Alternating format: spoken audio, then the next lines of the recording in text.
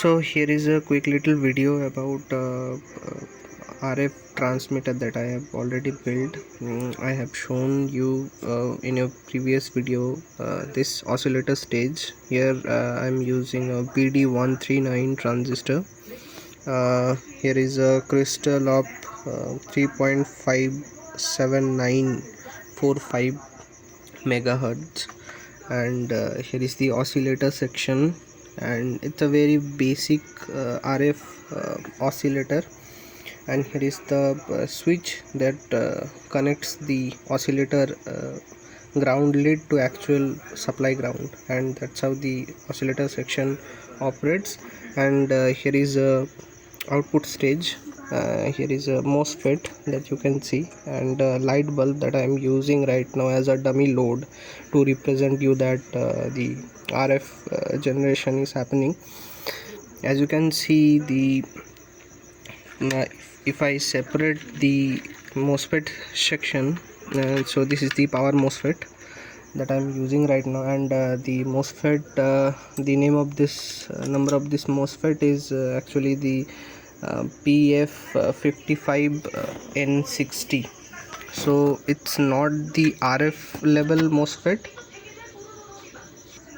and actually I have to use IRF 510, but it's a fast switching MOSFET, but this one is not suitable for RF because it has a very high input capacitance and output capacitance, so it will damp the circuit.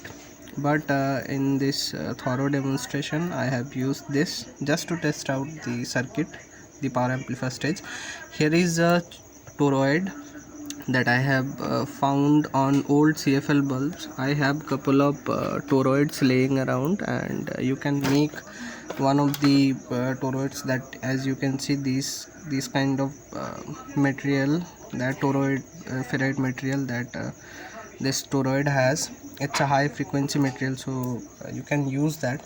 And I have wound 10 turns of wires in this toroid, and I have common in one of the endings and another one's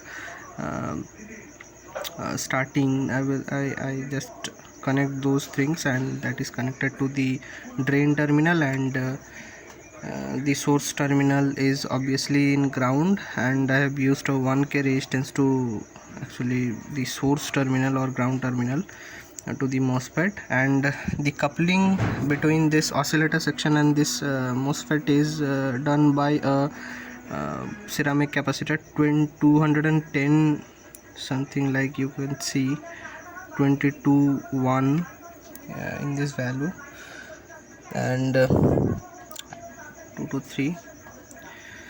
So, and here is the output section. The one end of this oscillator, that is the 104, so I have used 100 nanofarad, and the oscillation and the biasing current that I have set is actually a 15k resistance and with a 7.5k resistance, and that is in series and connected to the positive supply.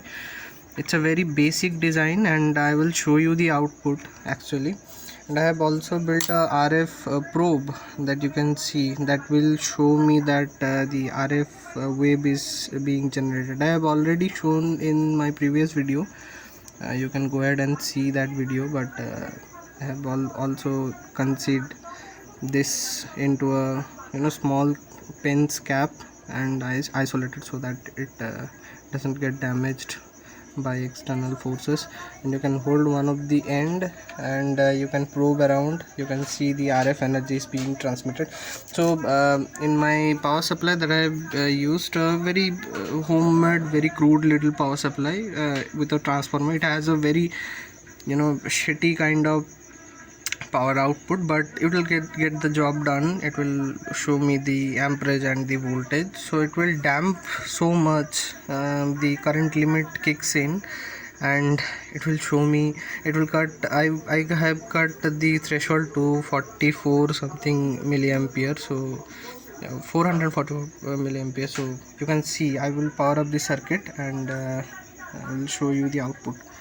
So I don't have an oscilloscope, but I will connect the ground to the either the ground plane or this connector, and the positive supply goes to this pin, the positive pin that is in this red wire, and the MOSFET section already has power, but this section doesn't have power. I have to press this switch so that it will start.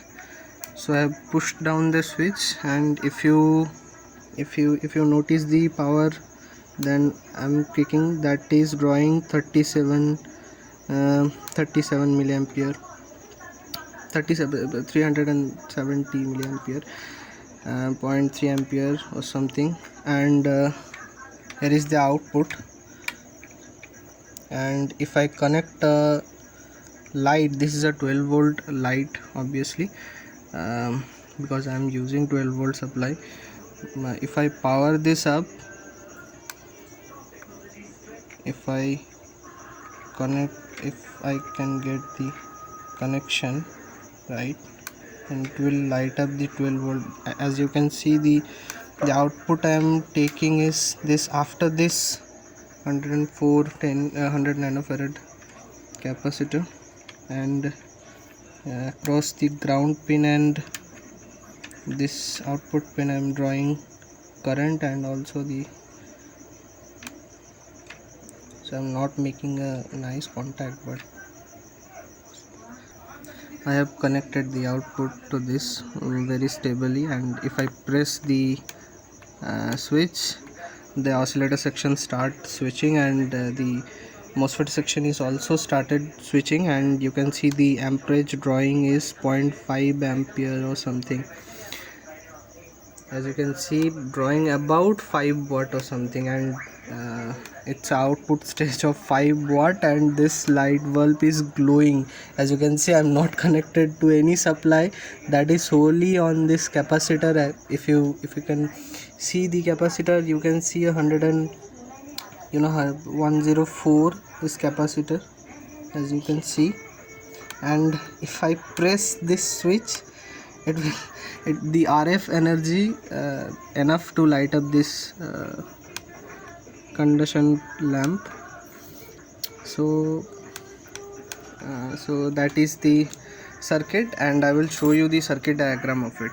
And actually I am using this circuit. As you can see, if I can hold my camera stable, then you can see here is the BD139, and I have used a fixed value capacitor of 22 picofarad, and here they have used 7 megahertz crystal, but I am using a 3 megahertz one, 3.5 megahertz one, and they have used 22k. So I am close about the biasing of this BD139 transistor, and very crudely wind up this toroidal coil that you have already seen that in a green toroidal something, and they have used 1.2k, but I have used 1k, and they have used 1 nanofarad, and this MOSFET is IRF 510, but I have used PF something like this particular one.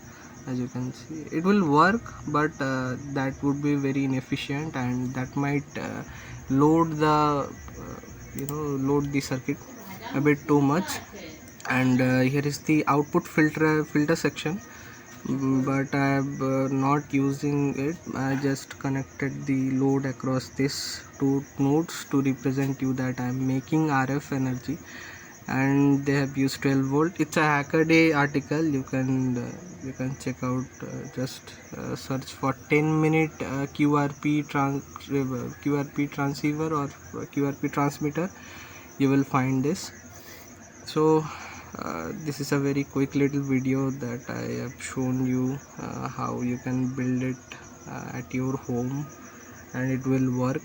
But please don't transmit RF without any license. You might end up, some authority might end up within your house, so be careful. So I will see you guys in the next video.